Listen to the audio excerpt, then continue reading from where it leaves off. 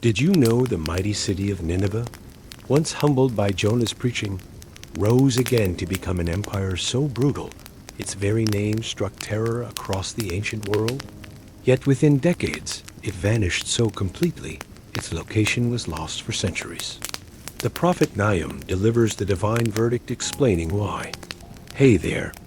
If these Bible stories are helping you grow in God's Word, please like, comment, and share. And don't forget to subscribe and hit the bell so you never miss a new summary.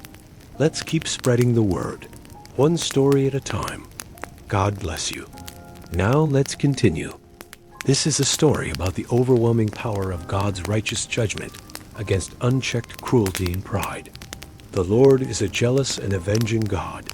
The Lord takes vengeance and is filled with wrath. The Lord takes vengeance on his foes and vents his wrath against his enemies. The Lord is slow to anger, but great in power. The Lord will not leave the guilty unpunished. His way is in the whirlwind and the storm, and clouds are the dust of his feet. He rebukes the sea and dries it up. He makes all the rivers run dry. Bashan and Carmel wither, and the blossoms of Lebanon fade. Mountains quake before him, and the hills melt away. The earth trembles at his presence, the world and all who live in it. Who can withstand his indignation? Who can endure his fierce anger? His wrath is poured out like fire. Rocks are shattered before him. Yet the Lord is good, a refuge in times of trouble. He cares for those who trust in him. But with an overwhelming flood, he will make an end of Nineveh. He will pursue his foes into the realm of darkness. Look, there on the mountains, the feet of one who brings good news, who proclaims peace. Celebrate your festivals, Judah, and fulfill your vows. No more will the wicked invade you. They will be completely destroyed. The Lord will restore the splendor of Jacob, like the splendor of Israel, though destroyers have laid them waste and ruined their vines. See, the shields of the soldiers are red. The warriors are clad in scarlet. The metal on the chariots flashes on the day they are made ready. The spears of juniper are brandished. The chariots storm through the streets, rushing back and forth. They look like flaming torches. They dart about like lightning. The king of Assyria summons his picked troops, but they stumble on their way. They dash to the city wall. The protective shield is put in place.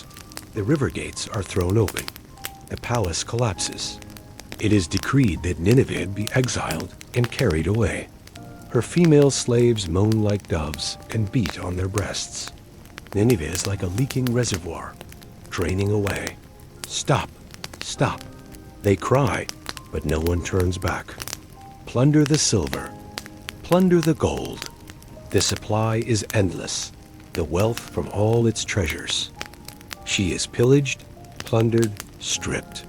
Hearts melt, knees give way, bodies tremble, every face grows pale. Woe to the city of blood, full of lies, full of plunder, never without victims. The crack of whips, the clatter of wheels, galloping horses and jolting chariots, charging cavalry, flashing swords and glittering spears. Many casualties, piles of dead, bodies without number, people stumbling over the corpses, all because of the wanton lust of a prostitute, alluring the mistress of sorceries, who enslaved nations by her prostitution and peoples by her witchcraft. I am against you, declares the Lord Almighty. I will lift your skirts over your face. I will show the nations your nakedness and the kingdoms your shame. I will pelt you with filth. I will treat you with contempt and make you a spectacle. All who see you will flee from you and say, Nineveh is in ruins. Who will mourn for her? Where can I find anyone to comfort you? Are you better than Thebes, situated on the Nile, with water around her? Yet she was taken captive and went into exile. Her infants were dashed to pieces. Lots were cast for her nobles, and all her great men were put in chains. You too will become drunk. You will go into hiding and seek refuge from the enemy. All your fortresses are like fig trees with their first ripe fruit. When they are shaken, the figs fall into the mouth of the eater. Look at your troops, they are all weaklings. The gates of your land are wide open to your enemies. Fire has consumed the bars of your gates. Draw water for the siege, strengthen your defenses. Work the clay, shred the mortar, repair the brickwork. There the fire will consume you. The sword will cut you down. Multiply like grasshoppers, multiply like locusts. You have increased the number of your merchants, till they are more numerous than the stars in the sky. But like locusts, they strip the land and then fly away. Your guards are like locusts, your officials like swarms of locusts that settle in the walls on a cold day. But when the sun appears, they fly away, and no one knows where. King of Assyria, your shepherds slumber. Your nobles lie down to rest. Your people are scattered on the mountains, with no one to gather them. Nothing can heal your wound. Your injury is fatal. Everyone who hears the news about you claps his hands at your fall. For who has not felt your endless cruelty?